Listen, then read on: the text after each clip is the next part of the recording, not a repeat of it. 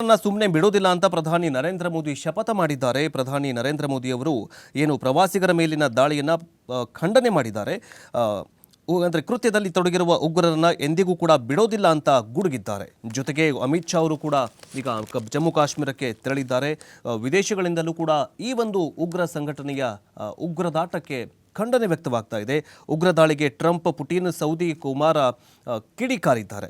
ಪಾಕಿಸ್ತಾನ ಅಂದರೆ ಇದೇ ಮೊದಲೇನಲ್ಲ. ಈಗಾಗಲೇ ಟ್ರಂಪ್ ಅವರು ಕೂಡ ಟ್ವೀಟ್ ಮಾಡೋದರ ಮೂಲಕ ಈ ಒಂದು ಉಗ್ರರ ಕೃತ್ಯವನ್ನು ಖಂಡಿಸಿದ್ದಾರೆ.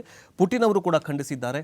ಇಂದು ಜಮ್ಮು ಕಾಶ್ಮೀರ ಬಂದ್ ಆಗಿದೆ, ಸಂಪೂರ್ಣವಾಗಿ ಬಂದ್ ಆಗಿದೆ. ಬಿಕಾಸ್ ಇದೇ ಉಗ್ರರ ಅಟ್ಟಹಾಸಕ್ಕೆ ಈಗ ಅಲ್ಲಿನ ಜನರು ಏನಂತಂದರೆ ಉಗ್ರ ಸಂಘಟನೆಗಳ ವಿರುದ್ಧ ಕಿಡಿಕಾರಿದ್ದು ಕಾಶ್ಮೀರವನ್ನು ಬಂದ್ ಮಾಡಿದ್ದಾರೆ. ಇನ್ನು 2000 ಅಂದರೆ ಇದೇನು ಮೊದಲಿನದಲ್ಲ. ಇದು ಏನಂತಂದರೆ ಪಾಕಿಸ್ತಾನ ಆ ಕಡೆ ತೆಹರೀಕ್ ಇನ್ಸಾಫ್ ಅಂದರೆ ಏನು ಲಷ್ಕರ್ ಎ ತೊಯ್ಬಾ ಸಂಘಟನೆಯವರು ಪಾಕಿಸ್ತಾನದ ಆ ಕಡೆಯಿಂದ ಅಂದರೆ ಅಫ್ಘಾನಿಸ್ತಾನ ಗಡಿಯಲ್ಲಿ ಅಫ್ಘಾನಿಸ್ತಾನದವರು ಪಾಕಿಸ್ತಾನದ ಮೇಲೆ ಉಗ್ರರ ಅಟ್ಯಾಕ್ ಮಾಡ್ತಾ ಇದ್ದಾರೆ. ಇತ್ತ ಪಾಕಿಸ್ತಾನದವರು ಭಾರತದ ಮೇಲೆ ಈ ಥರ ಅಟ್ಯಾಕ್ ಮಾಡ್ತಾ ಇದ್ದಾರೆ. ಈ ಲಷ್ಕರ್ ಎ ತೊಯ್ಬಾ ಸಂಘಟನೆಯ ಉಪಸಂಘಟನೆ ಆಗಿರುವಂತಹ ಈ ಒಂದು ಉಗ್ರ ಸಂಘಟನೆ ಏನು ಮಾಡಿದೆ ಅಂತಂದರೆ ಈಗ ಅಂದರೆ ಭಾರತದ ಮೇಲೆ ಅಟ್ಯಾಕ್ ಮಾಡಿದೆ, ಜಮ್ಮು ಕಾಶ್ಮೀರದ ಮೇಲೆ ಅಟ್ಯಾಕ್ ಮಾಡಿದೆ. ಹಾಗಾದರೆ 2000 ನಂತರ ನಡೆದಂತಹ ಘಟನಾವಳಿಗಳು, ದಾಳಿಗಳು ಯಾವುವು, ಎಷ್ಟು ಜನ ತೀರ್ಕೊಂಡ್ರು ಅಂತ ನೋಡ್ತಾ ಹೋಗೋದಾದರೆ ಮಾರ್ಚ್ 2021 2000ರಲ್ಲಿ ಅನಂತನಾಗ್ ಜಿಲ್ಲೆಯ ಚಟ್ಟಿ ಸಿಂಗ್ಪುರ ಗ್ರಾಮದಲ್ಲಿ ಸಿಖ್ ಸಮುದಾಯದವರನ್ನು ಗುರಿಯಾಗಿಸಿಕೊಂಡು ಉಗ್ರರು ದಾಳಿ ಮಾಡಿದರು. ಆ ಒಂದು ದಾಳಿಯಲ್ಲಿ 36 ಮಂದಿ ಸಾವಿಗೀಡಾಗಿದ್ದರು. ಆಗಸ್ಟ್ 20, 2020ರಂದು ಬೇಸ್ ಕ್ಯಾಂಪ್ ಮೇಲೆ ದಾಳಿಯನ್ನು ಮಾಡಿದರು. 24 ಅಮರನಾಥ ಯಾತ್ರಿಕರು ಸೇರಿದಂತೆ 32 ಮಂದಿ ಸಾವಿಗೀಡಾಗಿದ್ದರು. ಜುಲೈ 2001ರಲ್ಲಿ ಶೇಷ್ನಾಗ್ ಬೇಸ್ ಕ್ಯಾಂಪ್ನಲ್ಲಿ ಅಮರನಾಥ ಯಾತ್ರಿಕರನ್ನು ಗುರಿಯಾಗಿಸಿಕೊಂಡು ಉಗ್ರರು ದಾಳಿ ಮಾಡಿದರು. ಆ ಒಂದು ಉಗ್ರರ ದಾಳಿಯಲ್ಲಿ 13 ಮಂದಿ ಸಾವಿಗೀಡಾಗಿದ್ದರು. ಅಕ್ಟೋಬರ್ 1, 2001ರಲ್ಲಿ ಶ್ರೀನಗರದಲ್ಲಿರುವ ಜಮ್ಮು ಮತ್ತು ಕಾಶ್ಮೀರದ ರಾಜ್ಯ ವಿದೇಶಾಂಗ ಸಂಕೀರ್ಣದ ಮೇಲೆ ಆತ್ಮಾಹುತಿ ಬಾಂಬ್ ದಾಳಿ ನಡೆದಿತ್ತು. ಈ ಒಂದು ದಾಳಿಯಲ್ಲಿ 36 ಮಂದಿ ಸಾವಿಗೀಡಾಗಿದ್ದರು. ಅದೇ ತರನಾಗಿ 2017ರವರೆಗೂ ಇದೇ ದಾಳಿಯನ್ನು ನಡೆಸಲಾಗಿತ್ತು. ಪುಲ್ವಾಮಾ ದಾಳಿಯಲ್ಲಿ ಅತಿ ಹೆಚ್ಚಾಗಿ ಇದುವರೆಗೂ ಸಾವಿಗೀಡಾಗಿದ್ದರು. ಆದರೆ ಈಗ ಈ ನರಮೇಧದ ಕರಾಳ ಇತಿಹಾಸದಲ್ಲಿ 2025ರ ಏಪ್ರಿಲ್ ತಿಂಗಳ ಈ ಒಂದು ನರಮೇಧವು ಕೂಡ ಸೇರಿಕೊಂಡಿದೆ. ಈಗಾಗಲೇ 28 ಜನರು ಸಾವಿಗೀಡಾಗಿದ್ದಾರೆ ಅಂತ ಮಾಹಿತಿ ಇದೆ. ಆದರೆ ಈ ಒಂದು ಸಾವಿನ ಸಂಖ್ಯೆ ಇಲ್ಲೇ ನಿಲ್ಲುತ್ತಾ ಅಥವಾ ಜಾಸ್ತಿ ಆಗುತ್ತಾ ಕಾದು ನೋಡಬೇಕಾಗಿದೆ. ಆದರೆ ಏನೇ ಆಗಲಿ, ಪಾಕಿಸ್ತಾನ ಮಾಡ್ತಾ ಇರುವಂತಹ ಬೂಟಾಟಿಕೆ, ಪಾಕಿಸ್ತಾನ ಮಾಡ್ತಾ ಇರುವಂತಹ ಈ ನರಮೈಧಕ್ಕೆ ಭಾರತ ಪ್ರತ್ಯುತ್ತರ ಕೊಡಲೇಬೇಕು. ಅವರೇನೋ ಪ್ರವಾಸಿಗರ ಮೇಲೆ ಅಟ್ಯಾಕ್ ಮಾಡಿದ್ದಾರೆ. ಆದರೆ ಈ ಲಷ್ಕರ್ ಎ ತೊಯ್ಬಾ ಸಂಘಟನೆಯನ್ನು ಏನು ಸಾಕ್ತಾ ಇದೆಯಲ್ಲ ಪಾಕಿಸ್ತಾನ, ಆ ಪಾಕಿಸ್ತಾನದ ಮೇಲೆಗೆ ದೊಡ್ಡ ಅಟ್ಯಾಕ್ ಮಾಡಬೇಕು, ಬಾಂಬ್ ದಾಳಿಯನ್ನು ಮಾಡಬೇಕು. ಪುಲ್ವಾಮಾ ಅಟ್ಯಾಕ್ಗೆ ಪ್ರತಿ ದಾಳಿಯನ್ನು ಮಾಡಿ ಮೋದಿಯವರು ಶಹಬಾಷ್ ಅನ್ಸ್ಕೊಂಡ್ರು.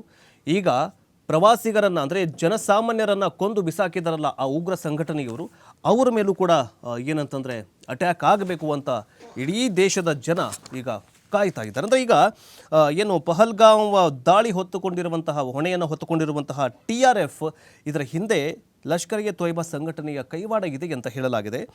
ಜಮ್ಮು ಕಾಶ್ಮೀರದ ಅನಂತನಾಗ್ ಜಿಲ್ಲೆಯ ಪಹಲ್ಗಾಮ್ನಲ್ಲಿ ನಡೆದಂತಹ ಈ ಒಂದು ಪ್ರವಾಸಿಗರ ಟೆರರ್ ಅಟ್ಯಾಕ್ ಈಗ ಏನಂತಂದರೆ ಈ TRF ಅಂತಂದರೆ ದಿ ರೆಸಿಸ್ಟೆನ್ಸ್ ಫ್ರಂಟ್ ದಾಳಿಯನ್ನು ಹೊಣೆ ಹೊತ್ತುಕೊಂಡಿದೆ.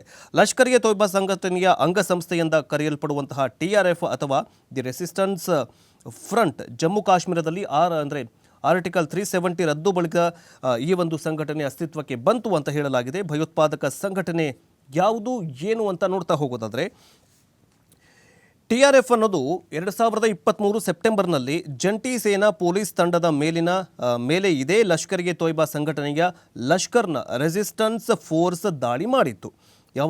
ಮೊದಲ ದಾಳಿ ಯಾವಾಗ ಮಾಡತ್ತಂತಂದರೆ ಈ ಸಂಘಟನೆ 2023ರಲ್ಲಿ ಪೊಲೀಸರ ಮೇಲೆ ದಾಳಿ ಮಾಡುತ್ತೆ. ಭಯೋತ್ಪಾದಕ ಸಂಘಟನೆಯು 2019ರಲ್ಲಿ ಅಸ್ತಿತ್ವಕ್ಕೆ ಬಂದಿದ್ದು, ಇದು ಪಾಕಿಸ್ತಾನದ ಭಯೋತ್ಪಾದಕ ಸಂಘಟನೆ ಲಷ್ಕರ್ ಎ ತೊಯ್ಬಾ ಸಂಘಟನೆಯ ಅಂಗಸಂಸ್ಥೆಯಾಗಿದೆ. ಈ ಸಂಘಟನೆಯು ಯುವಕನನ್ನು ದಾರಿ ತಪ್ಪಿಸಿ ಈಗ ಯೂತನ್ನು ದಾರಿ ತಪ್ಪಿಸಿ ಭಯೋತ್ಪಾದಕ ಸಂಘಟನೆಯಲ್ಲಿ ತೊಡಗಿಸಿಕೊಳ್ಳುವ ಕೆಲಸ ಮಾಡ್ತಾ ಬಂದಿದೆ. 2019ರಿಂದ ಯಾವಾಗ ಭಾರತದಲ್ಲಿ ಮತ್ತು ಜೊತೆಗೆ ಜಮ್ಮು ಮತ್ತು ಕಾಶ್ಮೀರದಲ್ಲಿ ಆರ್ಟಿಕಲ್ 370 ಯಾವಾಗ ರದ್ದಾಗುತ್ತೋ ಆ ಸಂದರ್ಭದಲ್ಲಿ ರೆಸಿಸ್ಟೆನ್ಸ್ ಫ್ರಂಟ್ ಅನ್ನುವಂತಹ ಲಷ್ಕರ್ ಎ ತೊಯ್ಬಾ ಸಂಘಟನೆಯ ಅಂಗಸಂಸ್ಥೆ ಅಸ್ತಿತ್ವಕ್ಕೆ ಬರುತ್ತೆ. ಈ ಒಂದು ಸಂಘಟನೆಯ ಮೇನ್ ಟಾರ್ಗೆಟ್ ಏನಂತಂದರೆ ಯುವಕರು, ಮುಸ್ಲಿಂ ಯುವಕರು. ಅವರನ್ನು ದಾರಿ ತಪ್ಪಿಸಿ ಅವರನ್ನು ಬ್ರೈನ್ ವಾಶ್ ಮಾಡಿ ಅವರನ್ನು ಭಯೋತ್ಪಾದಕ ಚಟುವಟಿಕೆಗಳಲ್ಲಿ ತೊಡಗಿಸಿಕೊಳ್ಳುವಂತೆ ಮಾಡ್ತಾ ಇತ್ತು. ಅದರ ಭಾಗವಾಗಿ ಸಾಜಿದ್ ಜಟ್, ಸಜ್ಜಾದ್ ಗುಲ್ ಮತ್ತು ಸಲೀಂ ರೆಹಮಾನ್ ಸಂಘಟನೆಯ ಪ್ರಮುಖರಾಗಿದ್ದಾರೆ. ಇವರೆಲ್ಲರೂ LET ಜೊತೆಗೆ ಸಂಬಂಧವನ್ನು ಹೊಂದಿದ್ದಾರೆ. ಪ್ರಾರಂಭದಿಂದಲೂ ಲಷ್ಕರ್ ಎ ತೊಯ್ಬಾ ಸಂಘಟನೆ ಅಂದರೆ ಪ್ರತಿನಿಧಿಯಾಗಿದ್ದರು. ಯಾರ್ಯಾರು ಈ ಒಂದು ಅಂದರೆ ಏನು TRFನ ಸಂಘಟನೆ ಇದೆಯಲ್ಲ, ಇವರ ಮುಖ್ಯಸ್ಥರು ಏನೇನಿದ್ದಾರೆ ಅಂತಂದರೆ ಇವರೆಲ್ಲರೂ ಕೂಡ ಲಷ್ಕರ್ ಎ ತೊಯ್ಬಾ ಸಂಘಟನೆಯ ಪ್ರಮುಖ ನಾಯಕರಂತಂದರೆ ಉಗ್ರರಲ್ಲಿ ಇವರು ಒಬ್ಬರಾಗಿದ್ದಾರೆ. ಎಸ್.